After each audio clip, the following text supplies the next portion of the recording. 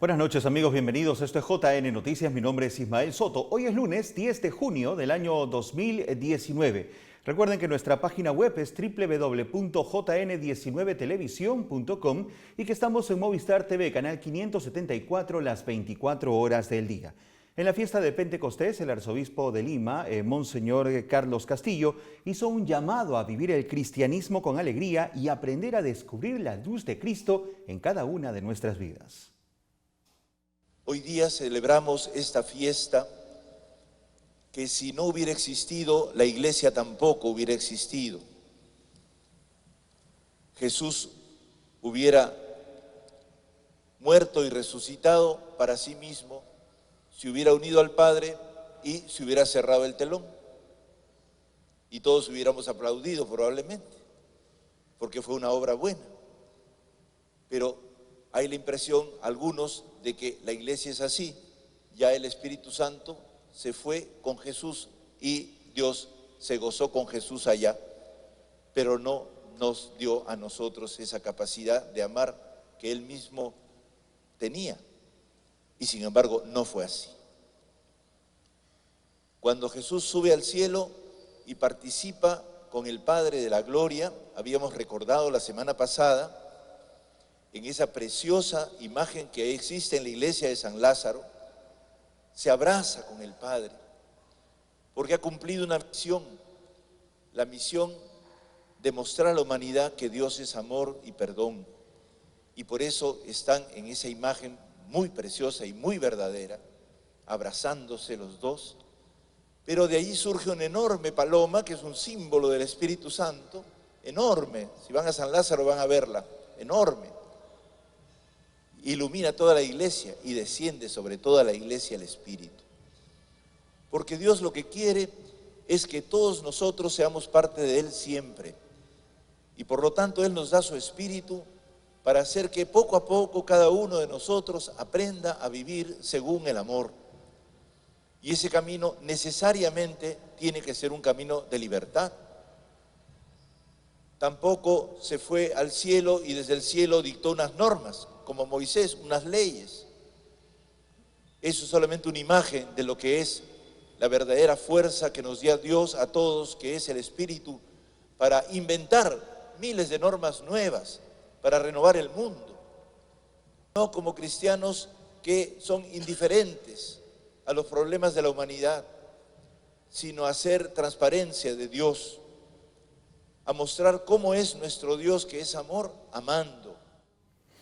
Vamos a cambiar de tema para hablar sobre un tema de salud que está preocupando mucho en nuestro país y tiene que ver con el síndrome de Guillain-Barré que se ha registrado en nuestro país.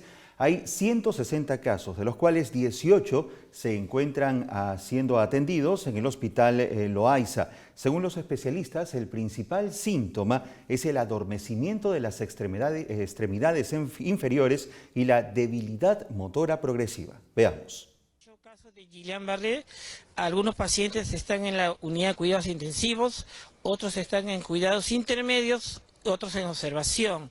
Hay una escala de clasificación de Hughes de 1 al 5 y entonces los grados 3 y 4, que son los más severos, entran ya a inmunoglobulina G, y el grado 1 y 2 entra a observación y control sintomático. El día en la madrugada han ingresado 2 pacientes más, ya con la cuadriparesia, pero están ventilando espontáneamente. El mayor peligro del síndrome de Guillain-Barré es que afecte la musculatura respiratoria, ¿no? El diafragma, los músculos intercostales, y el paciente tenga dificultad para respirar.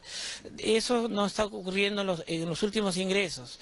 Tenemos pacientes que han evolucionado, que han ingresado en grado 2, luego han pasado a grado 3 y 4 y actualmente están algunos en ventilación mecánica asistida, ¿no? El síntoma más importante y cardinal es la debilidad motora progresiva, que generalmente empieza en los miembros inferiores.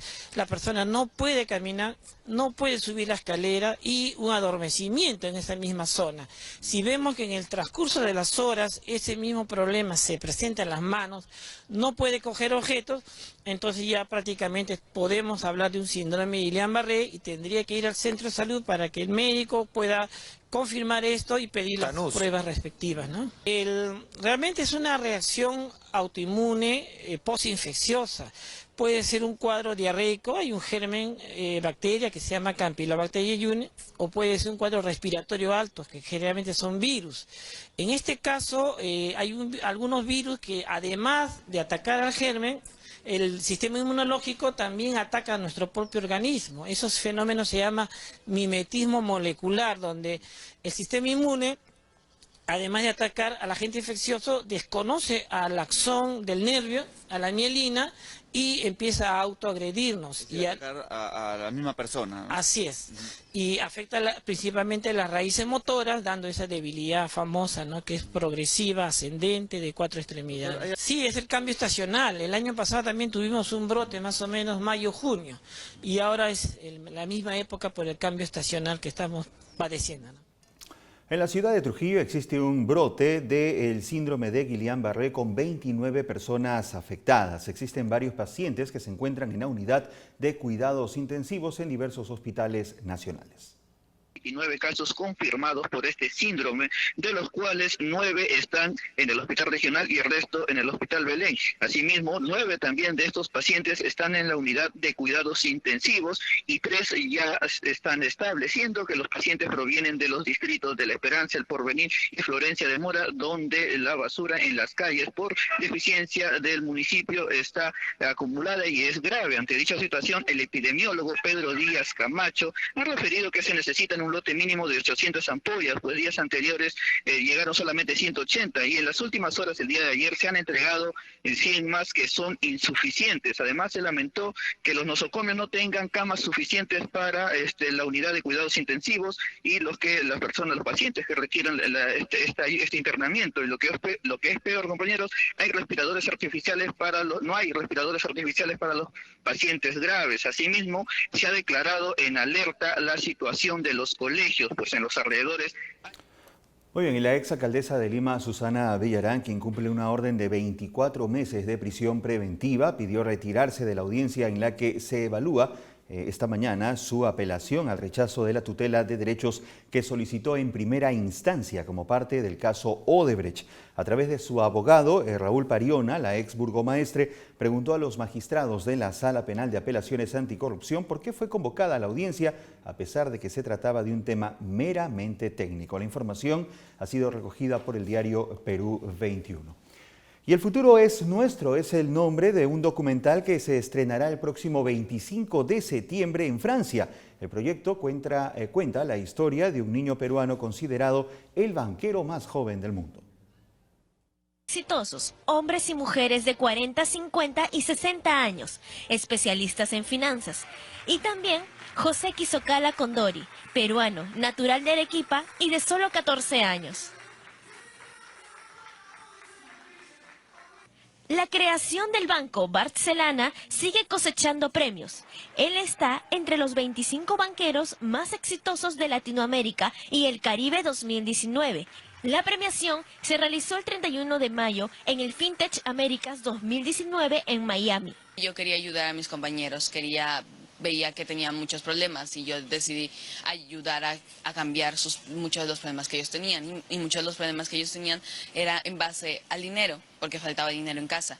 Por ello no podían cumplir sus sueños de ser futbolistas, por ello no podían tener los alimentos o los útiles necesarios que necesitaban como niños. Entonces es por ello que decidí enfocarme en enseñarles a ahorrar y en enseñarles a cuidar nuestro medio ambiente que nos necesita. Sus logros hablan por sí solos de su genialidad, pero hay mucho más detrás de este sabio niño: sencillez, humildad y sensibilidad social. Su proyecto nació hace 7 años, cuando apenas cursaba el 2º grado de primaria. Y me di cuenta de la realidad de otros niños que no tenían una casaca para poder abrigarse y hacía mucho frío. Y me di cuenta que en Arequipa había niños que sí tenían comodidades que en otros sitios no lo tenían. Mi proyecto es un banco para niños y jóvenes donde les enseño a ahorrar y a cuidar del medio ambiente. Lo que busco es que los niños puedan aprender cómo funciona el mundo de las finanzas utilizando los residuos sólidos como moneda para las operaciones financieras. De esa manera busco que se ayude a cuidar nuestro medio ambiente y que los niños aprendan a comprarse sus propias cosas y generen un poco más de independencia financiera. Ahora su banco tiene 3.500 socios en Arequipa. El emprendimiento del niño banquero será llevado a pantalla grande. Un productor francés de Disney ha rodado la película El futuro es nuestro, en la que él actúa. La película ya se grabó, se estrena el 25 de septiembre en París. Tengo que viajar este año en septiembre. Después, dentro de un año, ellos están viendo para que se pueda estrenar en Perú. José Quisocala dice que cuando termine el colegio seguirá estudios de economía. Habla de tener franquicias en otras ciudades de nuestro país, incluso en el extranjero, y ya tiene propuestas. Su proyecto ha traspasado fronteras, recibiendo premios en 2015 y 2018, como el Children Climatize Prize. José no quiere quedarse mirando lo que sucede en nuestra sociedad. Él busca generar un cambio y motivar a más niños. Me siento muy feliz porque es una manera para poder motivar a más niños a que ellos entiendan que pueden generar un cambio en su sociedad y poder ver que nuestro país mejore, porque muchos adultos piensan que solo los políticos tienen que solucionar nuestros problemas. En cambio, yo con mi historia he visto que estoy motivando a más niños a que ellos se den cuenta que ellos pueden generar un cambio en su sociedad. Como el título de la película, José le dice a los niños el futuro. Pausa, quédense con nosotros, volvemos con más información.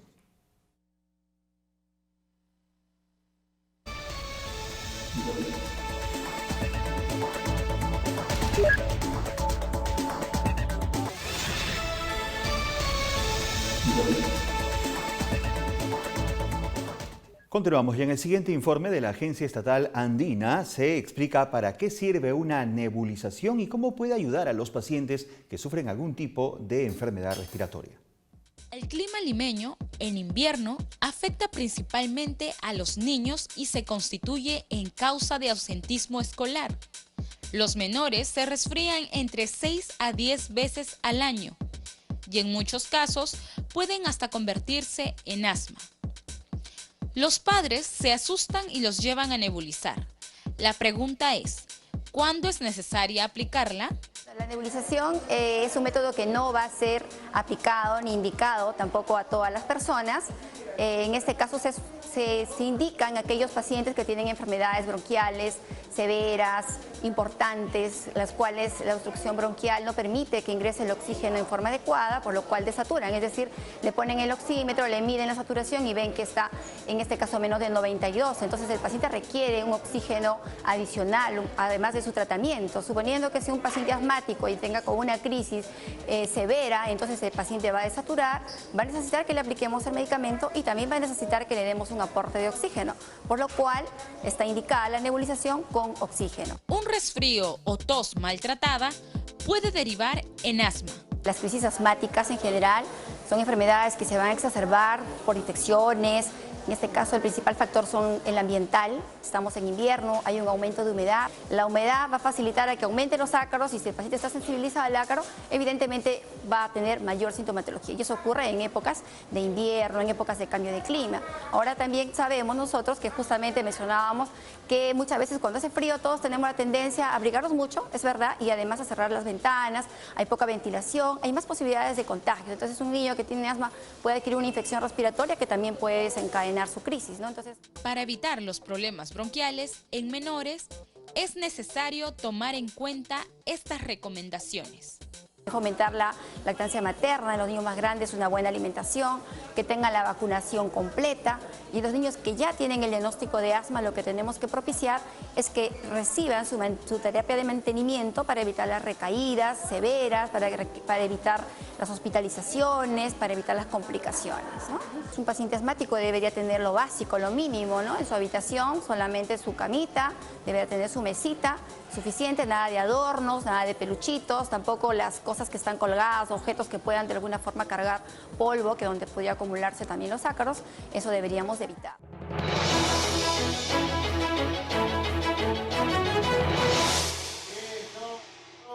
En la siguiente nota de la televisión de la Santa Sede conoceremos el caso de una mujer que renunció a la Iglesia Católica luego de ser abusada sexualmente por un sacerdote y quedar embarazada a la edad de 15 años. Con el paso del tiempo ha vuelto a la fe gracias al apoyo de un obispo que se solidarizó con su caso. Susan tenía 15 años cuando sufrió abusos por parte de un sacerdote que la dejó embarazada. Hasta entonces, colaboraba como voluntaria en la parroquia y tocaba el órgano en algunas ceremonias. La experiencia del abuso fue traumática y la alejó de la Iglesia durante varias décadas. 50 años después de ese crimen, la comprensión de un obispo le animó a replantearse todo gracias a un encuentro personal. Me preguntó, ¿qué es lo que quieres que haga por ti? Y me dejó desconcertada, me desarmó, me dejó sorprendida porque hacía falta un gran valor por su parte, una confianza en que Dios estaba en la respuesta, sin saber que yo... ¿Cómo podía responder a esa pregunta? Hacía falta una gran fe y humildad por su parte para formular esta pregunta, y es la pregunta que nosotros necesitamos y que se nos tenía que haber hecho. Pero a mí me la formuló personalmente y eso lo cambió todo para mí. Poner en primer lugar a las víctimas es algo esencial, que desde el Center for Child Protection de la Universidad Gregoriana de Roma insisten en recalcar. A la hora de afrontar el problema, la primera cuestión es la víctima. ¿Cómo está? ¿Qué es lo que necesita? ¿Cómo la podemos ayudar? ¿Cómo podemos evitar que haya otras víctimas? Por tanto, antes que el interés por la institución, ¿cómo debe cambiar la institución y qué debemos hacer?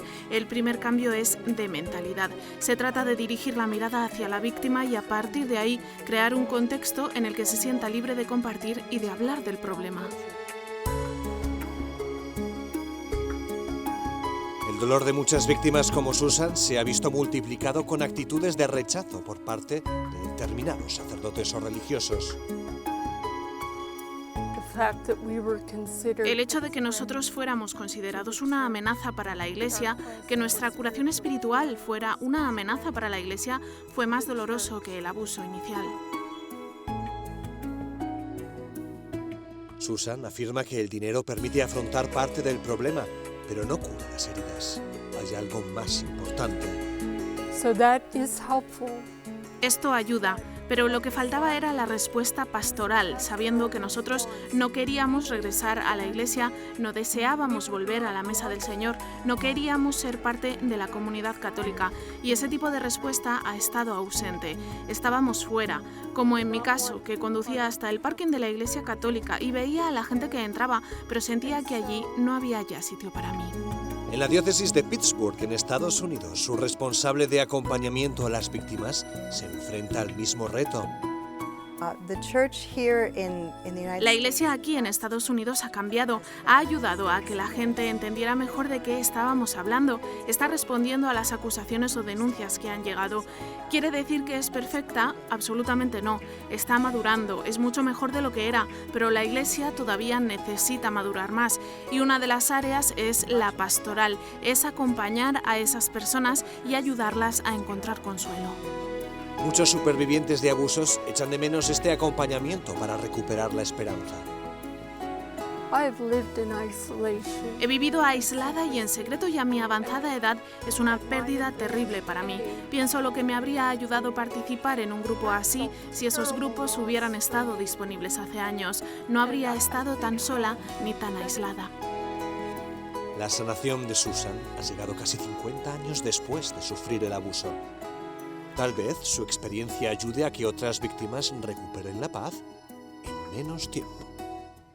Y desde Buenos Aires, la agencia AICA de Argentina ha informado que Cáritas en ese país ha expresado su sincero agradecimiento a toda la sociedad por los numerosos gestos de compromiso solidario y por la generosa colaboración económica recibida en la colecta anual que se llevó a cabo el fin de semana con el lema Compartir transforma vidas. En su mensaje, Cáritas ha manifestado su alegría por la sensibilidad y por la generosidad de los feligreses y los no feligreses que también han aportado en esta importante colecta nacional.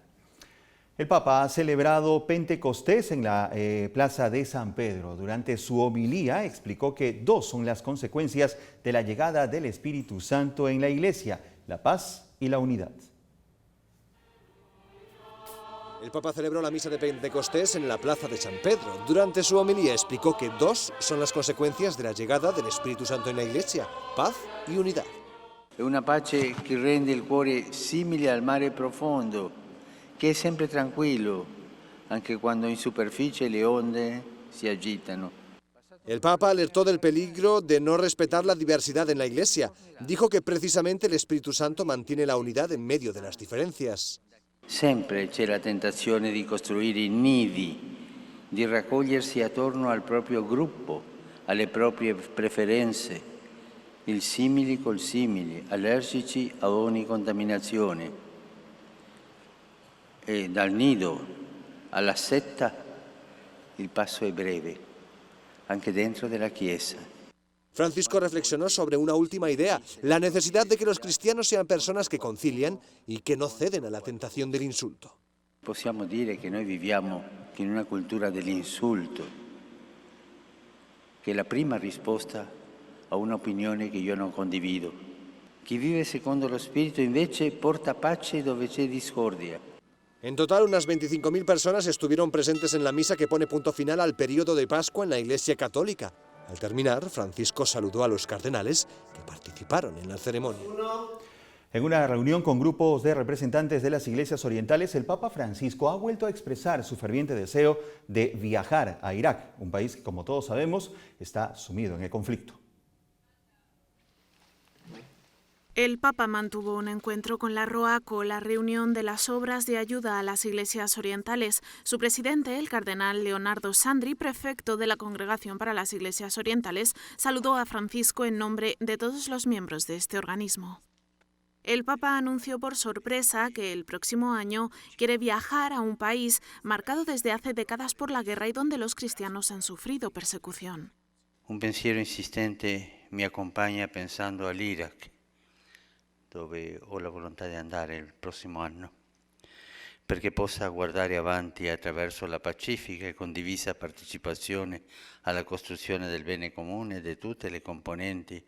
También recordó el sufrimiento de la población en Ucrania, Siria e Irak, países inmersos en conflictos bélicos o donde la violencia es constante. Por eso, pronunció unas duras palabras contra quienes se benefician de guerras como estas a través del comercio de armas. Francisco además criticó la doble moral de abrir los puertos y las puertas para las armas, pero no para las personas que se ven obligadas a huir de sus hogares. El Papa tampoco quiso olvidarse de la situación en Tierra Santa, donde deseó que reine la convivencia pacífica y el respeto mutuo entre todos sus habitantes. Miles de venezolanos lograron cruzar a pie a Colombia el fin de semana para abastecerse de alimento y otros insumos básicos o recibir atención médica. Esto sucede luego de la reapertura parcial de los puentes fronterizos por parte del régimen de Nicolás Maduro. El gobierno de Nicolás Maduro movió ligeramente el fin de semana los contenedores que bloqueaban el puente Simón Bolívar, el principal paso fronterizo con Colombia, permitiendo el paso a miles de personas. Los puentes habían sido bloqueados en febrero, cuando Maduro ordenó el cierre de la frontera con Colombia para impedir el ingreso de ayuda estadounidense ante la severa escasez de alimentos e insumos médicos en su país. Desde entonces, los venezolanos se aventuraban por peligrosas trochas o caminos ilegales para conseguir comida y medicinas o llevar a sus hijos a la escuela en Colombia.